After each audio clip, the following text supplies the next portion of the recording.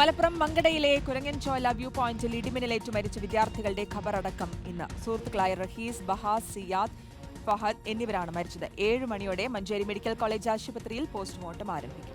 പൊതുദർശനത്തിന് ശേഷമാകും ഖബറടക്കം. ഇടിമിന്നലേറ്റ 3 പേർ പെരിന്തൽമണ്ണയിലെ സ്വകാര്യ ആശുപത്രിയിൽ ചികിത്സയിൽ തുടരുകയാണ്. ശരത് എസ് ആണ് വിവരങ്ങൾ നൽകാനുള്ളത്. ശരത്ത്, നാടിൻ്റെ ഞെടുങ്ങൽ ഇതുവരെ മാറിയിട്ടില്ല. ഹൃദയം തകർക്കുന്നൊരു വാർത്തയായിരുന്നു. 4 ചെറുപ്പക്കാരായ വിദ്യാർത്ഥികളായ 4 പേരുടെ മരണം. ആ നാട്ടിനെ വലിയ പ്രിയപ്പെട്ട സ്നേഹമുള്ള ആളുകളൊക്കെ ആയിരുന്നു. എല്ലാവരുമായും അടുത്ത് ഇടപഴകി ചേർന്ന് നിന്നിരുന്ന കുട്ടികളായിരുന്നു. ഇപ്പോൾ എങ്ങനെയാണ് ഇന്നത്തെ ഒരു ചടങ്ങുകൾ ആലോചിക്കുന്നത്? അതോടൊപ്പം ഈ ചികിത്സയിൽ തുടരുന്നവരുടെ ആരോഗ്യസ്ഥിതി കൂടി ഒന്ന് പറയും.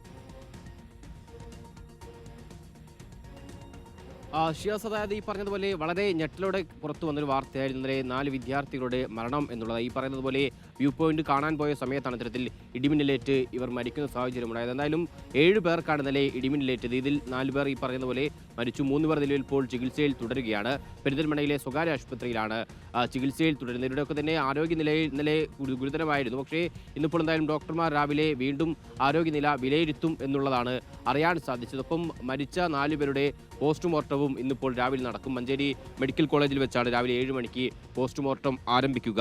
ശേഷം പോസ്റ്റ്മോർട്ടത്തിന് ശേഷം മൃതദേഹം പൊതുദർശനത്തിന് വെക്കും. കോഴിക്കോട്ട് പറമ്പ് ടസ്കർ ഓഡിറ്റോറിയത്തിലാണ് പൊതുദർശനം തീരുമാനിച്ചിട്ടുള്ളത്. ഇവരുടെ സുഹൃത്തുക്കളും സഹപാഠികളും ഒക്കെ ആയിട്ടുള്ള നിരവധി പേർക്ക് കാണാനുള്ള അവസരം ഈ പൊതുദർശന വേദിയിൽ ഉണ്ടാകുമെന്നുള്ളതാണ്. ഒപ്പം ഇതിനുശേഷം മലയിൽ റഹ്മാനിയ ജുമാ മസ്ജിദിൽ ഇത്തരത്തിൽ ഇവരുടെ മൃതദേഹം ഖബറടക്കാനും ആ രീതിയിലാണ് നിലവിൽ ഇപ്പോൾ ചടങ്ങുകളൊക്കെ തന്നെ തീരുമാനിച്ചിട്ടുള്ളത്. എന്തായാലും ഇന്ന് ഉച്ചയോടുകൂടി തന്നെ സംസ്കാര ചടങ്ങുകൾ നടക്കുമെന്നുള്ളതാണ് നിലവിൽ മനസ്സിലാക്കുന്നത്.